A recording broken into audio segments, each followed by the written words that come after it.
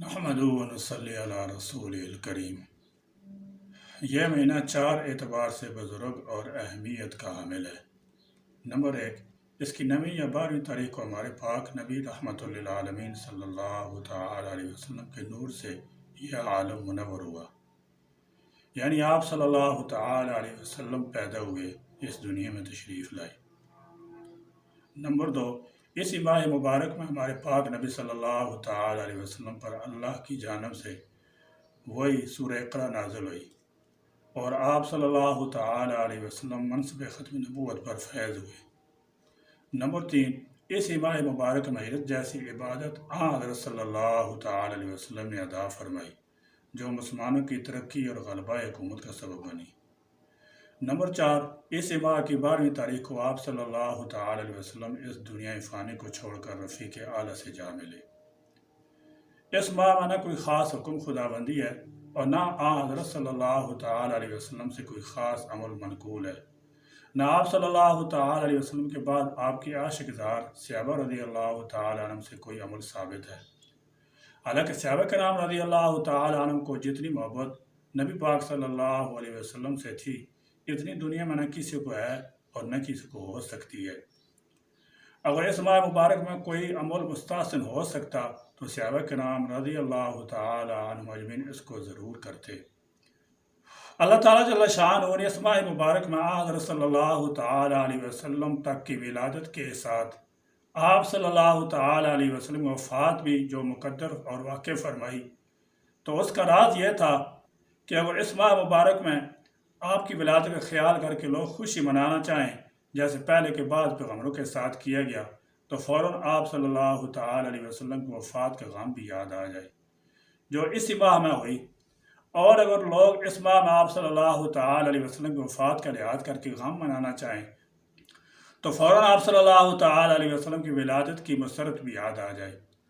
اسی طرح مسلمان اپنی طرف سے اس ماہ میں نہ عید مقرر کریں نہ غم، کیونکہ عید کا مقرر کرنا دین اور صرف پیغمبر کا کام ہے۔ کاش ہمارے سب مسلمان بھائی حضرت رسول صلی اللہ علیہ وسلم کی یادگار میں خود بھی اپنے اپنے موجودہ خلاف شرع اعمال سے اعمال رسول صلی اللہ تعالی علیہ وسلم کی طرف ہجرت کریں، کیونکہ بقول رسول اللہ صلی اللہ علیہ وسلم یہ بھی ہجرت ہے۔ آپ علیہ السلام تقریباً 1.25 یا 1.5 لاکھ صحابہ کرام رضی اللہ تعالی عنہم کو پیچھے چھوڑ گئے تھے، جو آپ صلی اللہ تعالی علیہ وسلم کے سچے عاشق تھے، لیکن کسی صحابی نے یوم پیدائش نہیں منایا اور نہ کوئی جلوس نکالا، نہ چراغاں کیا۔ اب سوال یہ ہے کہ صحابہ کرام رضی اللہ تعالی عنہم نے ایسا کیوں نہیں کیا؟ اس لیے کہ اسلام کوئی رسموں کا دین نہیں، جیسا کہ دوسرے اہل مذاہب ہیں کہ ان کے یہاں چند رسموں کو ادا کرنے کا نام دین ہے، بلکہ اسلام تو عمل اور اتباع کا دین ہے۔ یہ یوم پیدائش کا تصور ہمارے معاشرے میں عیسائیوں سے آیا ہے۔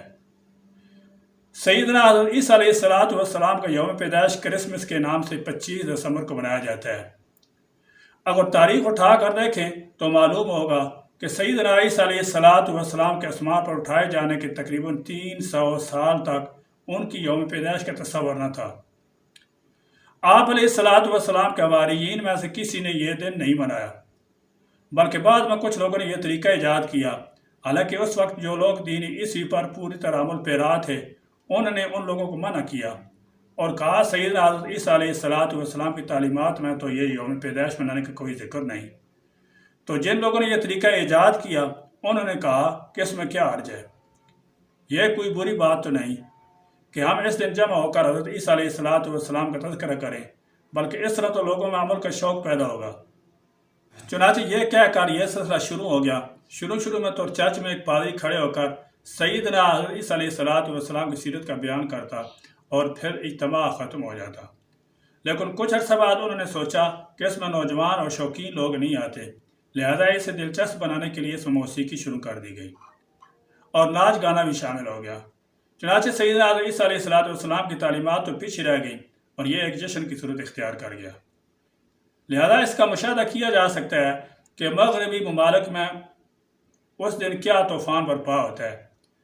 ہمیں چاہیے کہ سیرت مبارکہ کو پڑھیں اور انسانیت کو حیات طیبہ صلی اللہ تعالی علیہ وسلم پر آنے کی دعوت دیں۔